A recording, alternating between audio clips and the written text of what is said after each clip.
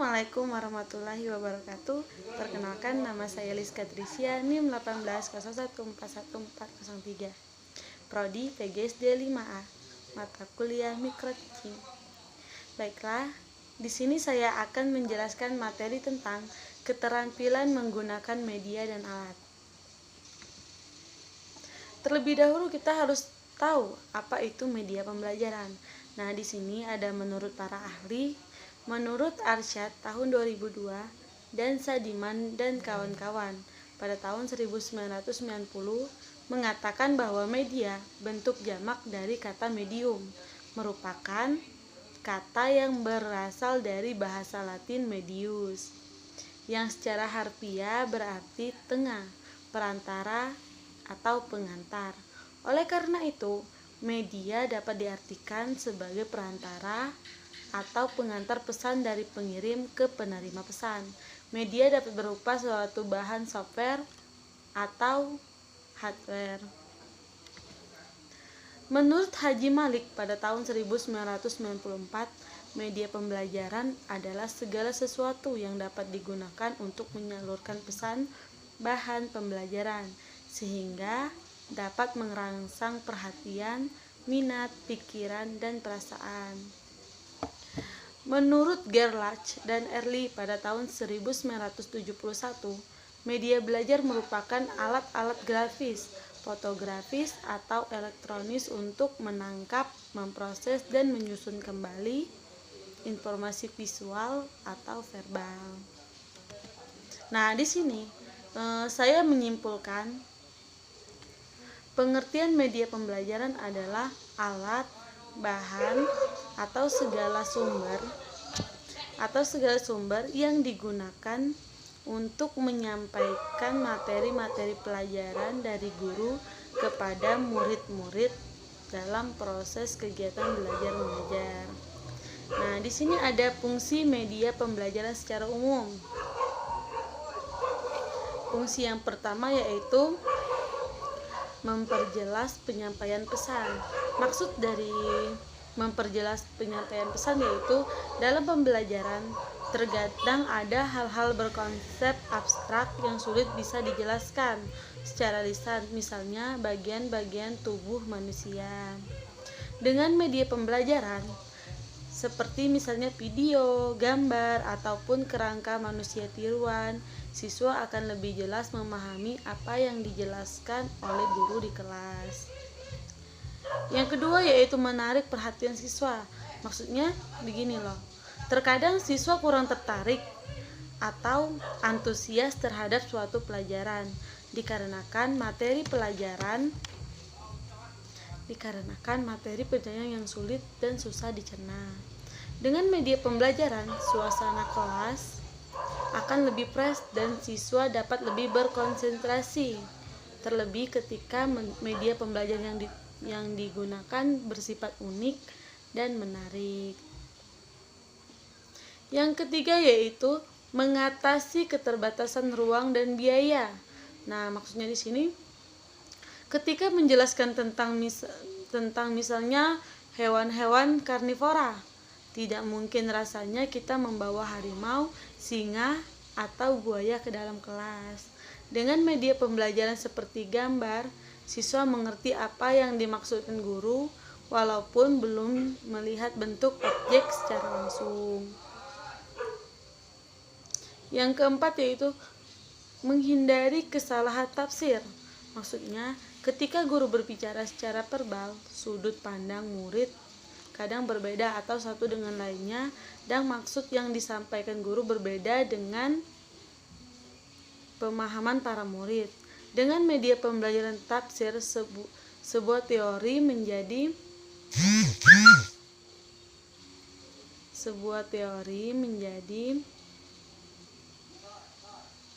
sama dan tidak ada kesalahpahaman informasi. Yang kelima yaitu mengakomodasi perbedaan tipe gaya belajar siswa. Maksudnya di sini yaitu manusia dibekali kemampuan berbeda-beda, termasuk dalam hal gaya. Dalam sebuah teori setidaknya ada 3 tipe gaya belajar, yakni visual, auditori, dan kinestetik. Dengan memperpadukan media pembelajaran dalam bentuk audio, video, gambar, atau tulisan, siswa yang lemah dalam menangkap pelajaran sesuai lisan bisa tertutupi dengan media pembelajaran lain yang lebih dia pahami. Yang keenam yaitu untuk mencapai tujuan pembelajaran secara efektif. Nah, maksudnya begini loh. Dengan media pembelajaran, proses belajar mengajar di kelas diharapkan sukses sesuai dengan tujuan-tujuan yang ingin dicapai oleh tenaga pendidik di kelas. Selain yang disebutkan di atas, masih banyak fungsi-fungsi media belajar lain yang dikemukakan oleh beberapa tokoh, seperti misalnya fungsi semantik, fungsi manipulatif, fungsi psikologis, fungsi motivasi, fungsi sosiokultural, dan lain sebagainya. Nah, materi selanjutnya yaitu tentang manfaat media pembelajaran. Manfaat media pembelajaran ini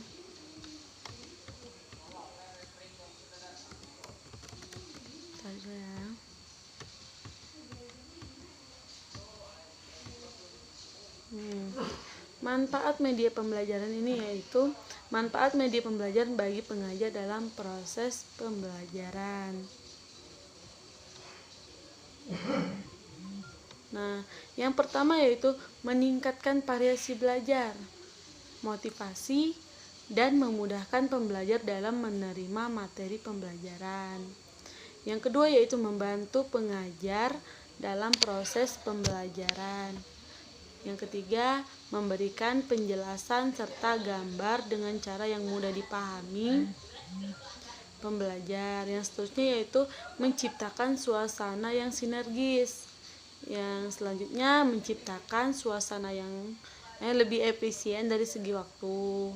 Yang selanjutnya yaitu tercipta suasana belajar yang menyenangkan tanpa tekanan dan tidak membosankan. Yang selanjutnya yaitu metode mengajar bervariasi, menarik sehingga pembelajar tidak merasa bosan. Dan yang terakhir yaitu terjadi komunikasi yang efektif atau antara pengajar dan pembelajar. Nah, di sini ada tentang prinsip-prinsip penggunaan media pembelajaran. Nah, di sini ada ketepatan dengan tujuan pembelajaran. Maksudnya di sini media pembelajaran dipilih atas dasar tujuan-tujuan instruksional yang telah ditetapkan. Yang selanjutnya yaitu dukungan terhadap isi bahan pembelajaran. Artinya bahan pembelajaran yang sifatnya fakta, prinsip, konsep, dan generalisasi sangat memerlukan bantuan media agar lebih mudah dipahami siswa. Yang selanjutnya yaitu keterampilan guru menggunakan media. Maksudnya gini loh, apapun jenis media yang diperlukan, syarat utama adalah guru harus dapat menggunakannya dalam proses pembelajaran. Yang terakhir yaitu sesuai dengan taraf berpikir siswa, sehingga makna yang terkandung di dalamnya dapat dipahami oleh siswa. Materi yang selanjutnya yaitu faktor-faktor yang dapat mempengaruhi pemilihan media pembelajaran. Nah, faktor-faktornya yaitu tujuan instruksional yang ingin dicapai, karakteristik siswa, jenis rangsangan belajar yang diinginkan, misalnya audio atau visual, keadaan latar atau lingkungan, dan gerak atau diam. Yang selanjutnya itu apakah media siap pakai ataukah media rancang. Yang terakhir yaitu kepraktisan dan ketahanan media. Nah, di sini kita akan melanjutkan materi tentang pengertian alat pembelajaran. Apa sih alat pembelajaran itu? Nah, di sini alat pembelajaran adalah setiap peralatan yang dapat menunjang efektivitas dan efisiensi pembelajaran. Karena sifatnya yang demikian itu, maka sebagian orang ada yang berpendapat atau menyebutkan alat pembelajaran sebagai sarana belajar atau sarana pembelajaran. Alat pembelajaran ini juga termasuk bagian dari sumber pembelajaran karena dapat mempengaruhi tingkah laku para siswa. Nah, di sini ada jenis-jenis alat pembelajaran. Jenis-jenis alat pembelajaran yang pertama yaitu media audiovisual gerak, misalnya seperti film bersuara, film pada televisi, dan animasi. Yang kedua yaitu audio semi gerak. Audio semi gerak itu seperti apa ya? Maksudnya di situ seperti tulisan bergerak bersuara. Yang ketiga yaitu media audiovisual. Media audiovisual diam seperti kita menampilkan slide. Nah, yang keempat yaitu media visual bergerak seperti film bisu seperti itu. Yang kelima yaitu media cetak. Media cetak itu seperti apa? Seperti buku modul. Nah, udah jenis-jenis alat pembelajaran. Di sini saya ada materi manfaat dari kegunaan alat pembelajaran. Nah, untuk manfaatnya